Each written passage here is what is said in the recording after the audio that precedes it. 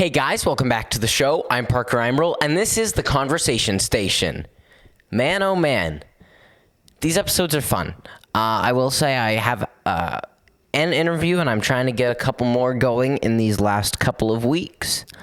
I will say it is an interesting thing to look at. How much more difficult it gets as these 30 days go on to schedule guests. And I just want to start off with all of this, with the topic we're touching on today. It's about the law of attraction and being who you want to be versus having what you want to have. And which comes before the other. And it's an interesting thing that's been on my mind lately, and it's this entire idea. And it actually comes from an episode I did with the one and only Anthony Trucks months ago, man.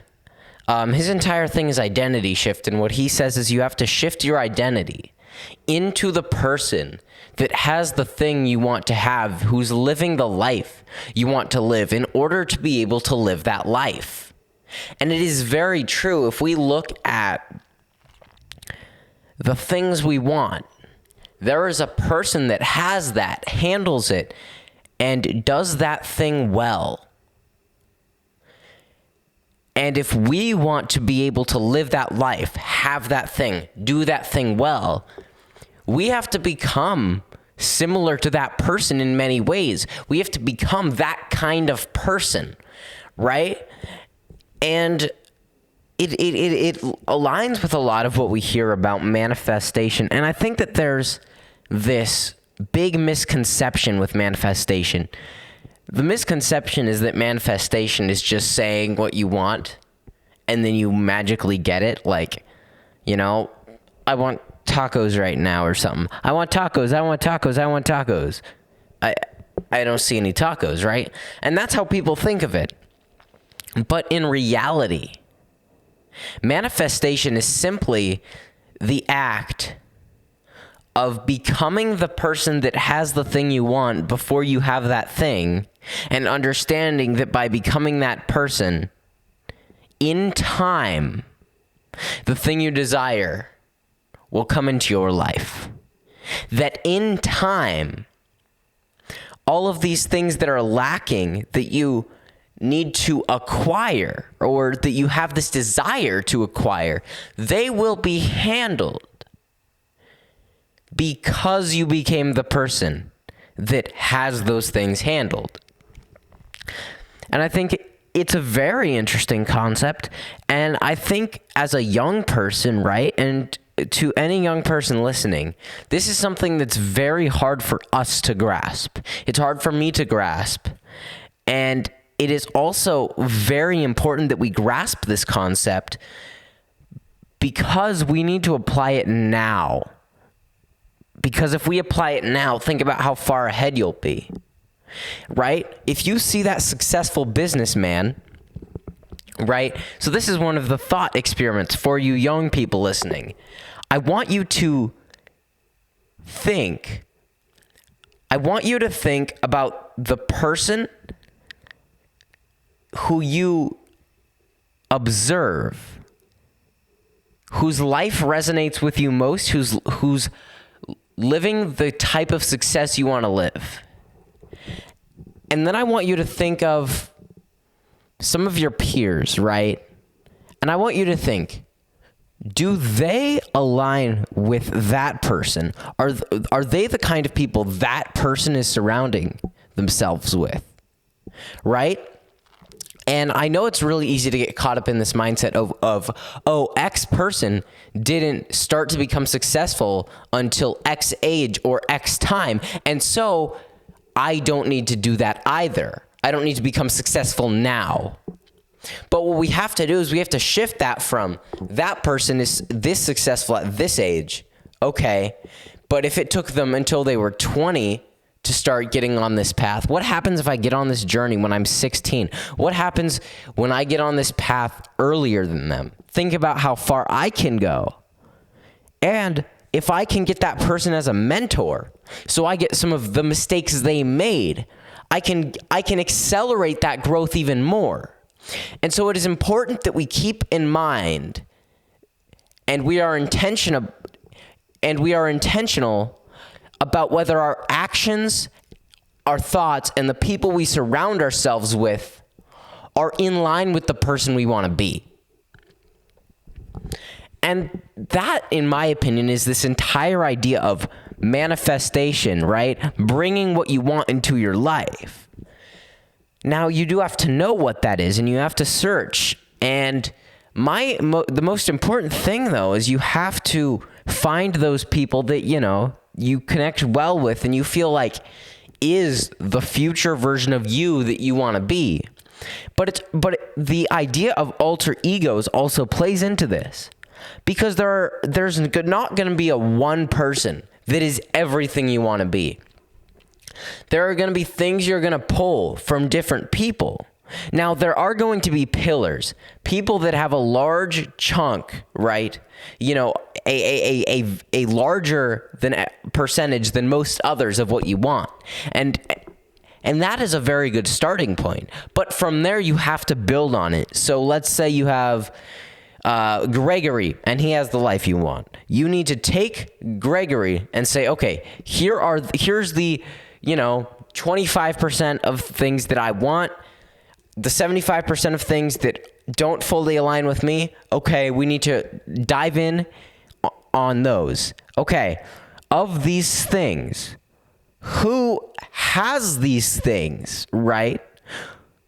Who has these things? Okay, well, now we'll pull that from this person. We'll pull, physical fitness from Gregory. Oh, no, sorry, from Jared. We'll pull all these different things from these different people. And then you can design the optimal version of you and use that as your reference point and use that as as your method of gauging your actions as to whether they are a net negative or a net positive. Are they helping you become that person? Are they pushing you in the direction that you want to go, right? And remember, you can have 100 people that you are pulling from, but you need to be intentional. You need to have a mental image of who this person is, right? And it doesn't have to be perfect, right? And it can develop over time. It will develop over time because you will discover things, right? You might think that Jimmy Bob has one thing you want, but you learn more about Jimmy Bob and you're like, well, I actually don't want what he has in that scenario. Okay, well, now based on that information, who is it in that aspect of my life that I now want what they have? And you can shift it. There's no problem with shifting your mind to be who you want to be. And so that's the entire power of having alter egos, right? That is just so you can have that overall person, but you can also split that up, and that is just the next level of intentionality. So then you're like, okay, as a brother, who do I want to be? As a businessman, who do I want to be? As, I don't know, as a social media creator, who do I want to be? And don't think of it as facades. These aren't facades. It is leveraging the person you want to be, but it is creating a vision of the person you want to be so that you can turn who you are into that person so that you can better yourself in the ways that you need to get better to be those people. And the fact is that the way everyone does this subconsciously. The way I talk to you guys on social media is going to be different than the way I talk to my 11-year-old brother, right? And the way I talk to him is different than the way I talk to my best friend. And neither of those are wrong. Both of those are me. But they are different alter egos. They're different approaches. Now, the core of me is still the same, A facade is when you hide your core. That's, in my opinion, a facade is when you shield the core of who you are. Now, an alter ego is saying, here's all of who I am. Here's who I am, all of it. But here are the 3, 4, 5 key points that I need to be intentional about, extra intentional about in X environment, right? And it is interesting because we did have a project called, I believe it was Operation Alter Ego in Apogee Strong. And it's one that I need to revisit because I need to get more intentional on these things. But it is a very, very good thought experiment, right?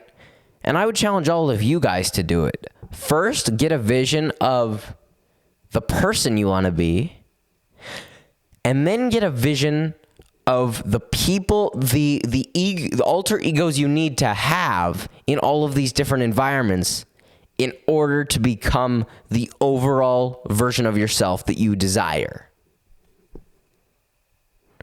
Interesting, isn't it?